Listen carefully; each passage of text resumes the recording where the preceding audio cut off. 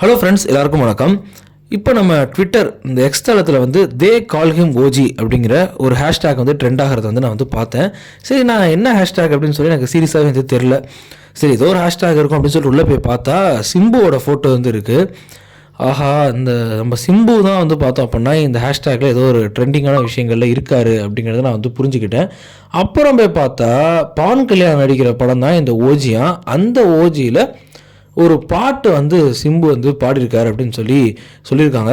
But actually அதோட music director வந்து தமன். எனக்கு ரொம்ப ரொம்ப ரொம்ப ரொம்ப ஒரு பிடிச்ச மியூசிக் டைரக்டர் தான் தமன். எனக்கு அடிக்கடி தோணும், நம்ம தமிழ் சினிமாவில் வந்து பார்த்தோன்னா தமனை வந்து ஒழுங்காகவே வந்து அவருக்கு நிறையா சான்சஸ் வந்து தரல அப்படின்னு எனக்கு வந்து தோணும். ஏன்னா அனிருத்தோட பாடல்கள்லாம் இப்போ நீங்கள் லேட்டாக இப்போ வந்த பாடல்கள்லாம் வந்து பார்த்தோம் அப்படின்னா ஆஃப் லேட் இப்போ வந்த பாடல்கள்லாம் பார்த்தீங்கன்னு வச்சுக்கோங்களேன், பயங்கரமாக போட்ட மியூசிக்கே போட்ட மாதிரி இருந்துச்சு. நம்ம ஹாரிஸ் ஜெயராஜ் இருக்கார் இல்லையா, அவருக்கு அதுக்கப்புறம் மார்க்கெட் வந்து போயிடுச்சு. இப்போ திரும்பியும் பிரதர் அப்படிங்கிற ஒரு படத்து மூலமாக வராருன்னு வச்சுக்கோங்களேன். பட் அவருக்கு மார்க்கெட்டு போகிற அந்த டைமில் வந்து பார்த்தோன்னா நிறைய படங்களில் போட்ட மியூசிக்கே வந்து போட்டுட்டு இருந்தார். அனிருத் திட்டத்திட்ட அந்த இடத்த வந்து ரீச் பண்ணிட்டார் அப்படின்னு தான் நம்ம வந்து சொல்லணும். பட் அதையும் மீறி பெரிய ஹீரோக்கள் படம் இருக்குது. இப்போ கமல், ரஜினி, விஜய், அஜித் இவங்க படங்களுக்கு ஆல்பமுக்கு ஒரு பாட்டை தேத்தி கொடுத்துட்றாரு. அதனால் அவர் வந்து தப்பிச்சிட்டு இருக்காரு. அது ரொம்ப ஒரு பிளாக் பஸ்டராக ஆகிடுது, இல்லை அது கொடுத்துட்றாரு அப்படின்னா வச்சுக்கோங்க. அதனால் அவர் வந்து தப்பிச்சிட்டாரு. ஆனால் நம்ம தமிழ் கொடுக்கக்கூடிய அந்த ஃப்ரெஷ்னஸ் வந்து வேறு லெவலில் வந்து இருக்கும்.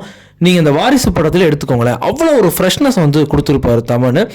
அந்த ஃப்ரெஷ்னஸ் வந்து தமிழால் மட்டும் தான் தர முடியும். ஸோ இதுக்கு மேலேயாவது நம்ம தமன் வந்து இவங்க புக் பண்ணாமல் விட்றாங்களா, இல்லை அவருக்கு டைம் இல்லையாங்கிறது நமக்கு வந்து தெரியல.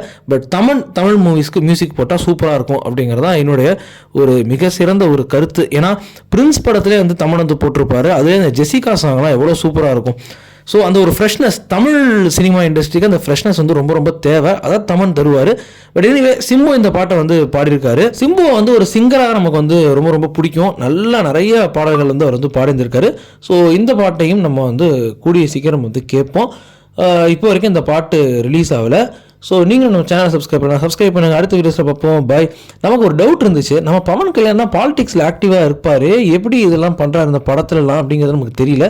பட் எனிவே அடுத்த வீடியோஸில் பார்ப்போம். பை.